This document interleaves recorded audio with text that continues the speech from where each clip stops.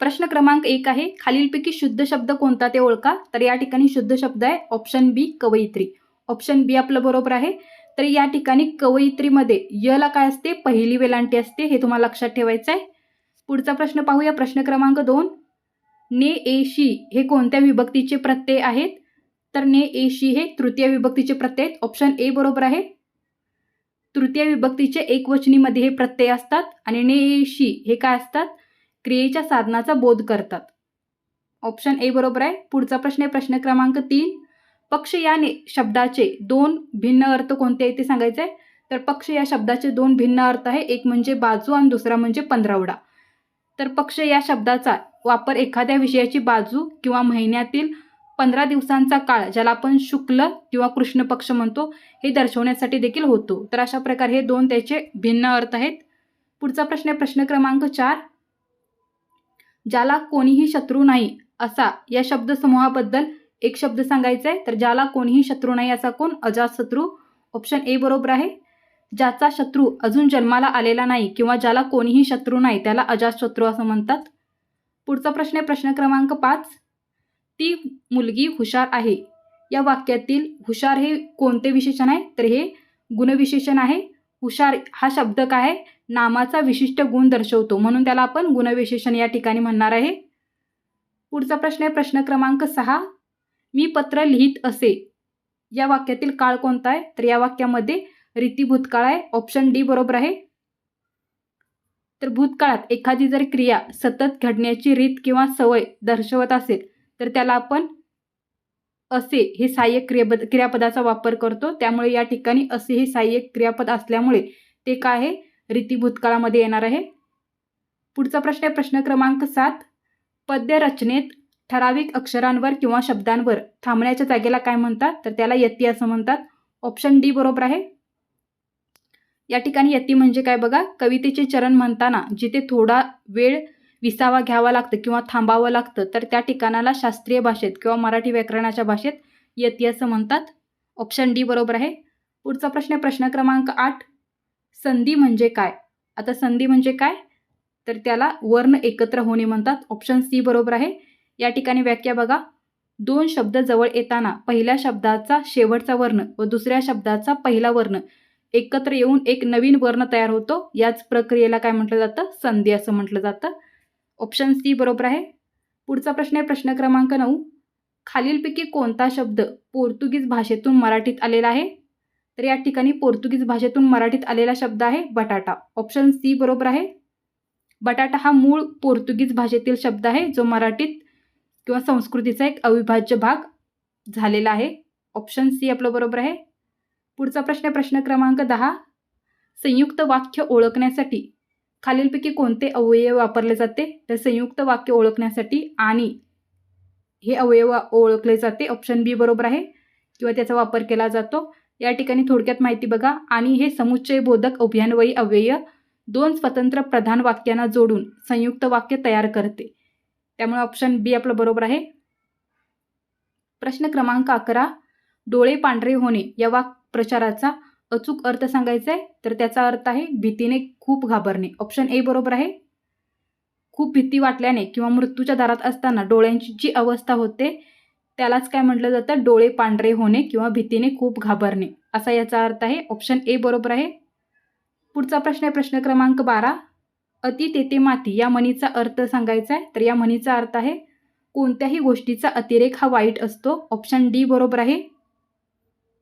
तर ही म्हण काय सुचवते, तर या ठिकाणी बघा, मर्यादा ओलांडून एखादी गोष्ट केल्यास आपलं नुकसान होतं, हे या म्हणीचा अर्थ आहे, त्यातून सांगायचा. ऑप्शन डी बरोबर आहे. पुढचा प्रश्न आहे प्रश्न क्रमांक 13, जर अभ्यास केला तर यश मिळेल हे कोणत्या प्रकारचे वाक्य आहे. तर हे वाक्य आहे मिश्र वाक्य. ऑप्शन डी बरोबर आहे.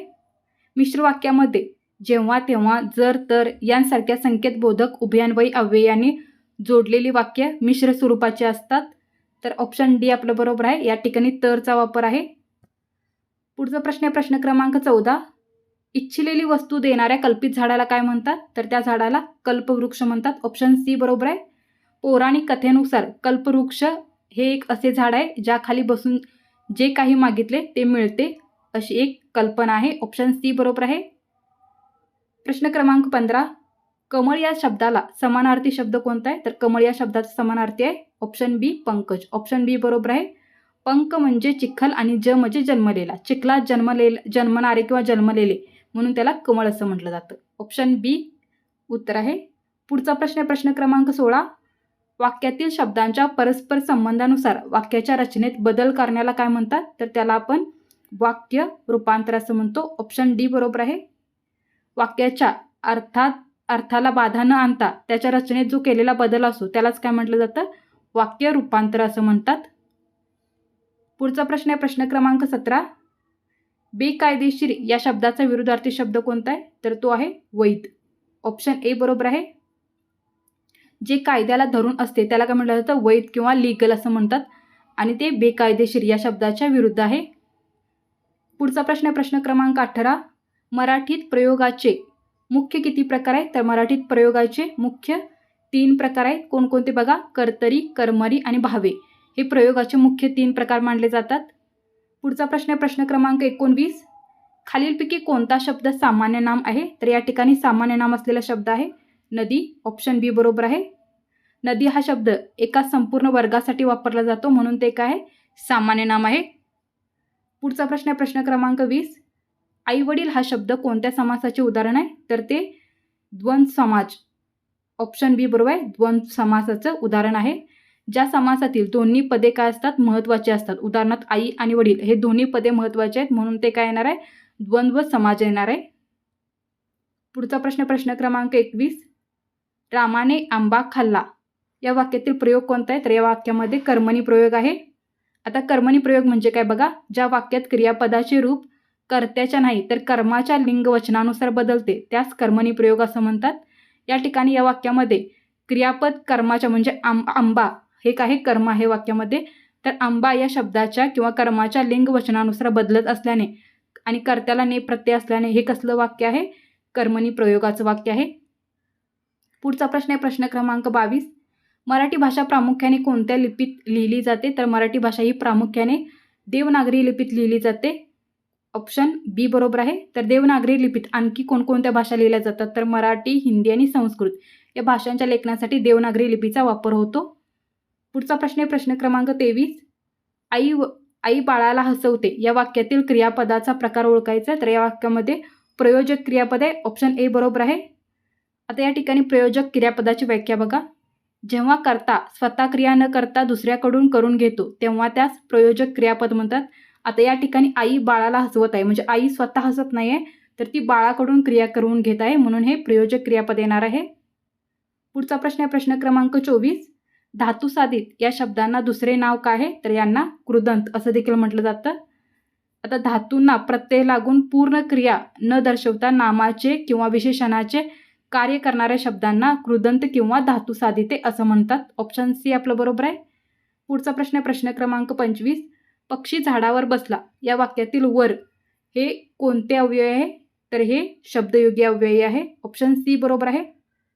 आता या ठिकाणी शब्दयोगी अव्ययाची व्याख्या बघा.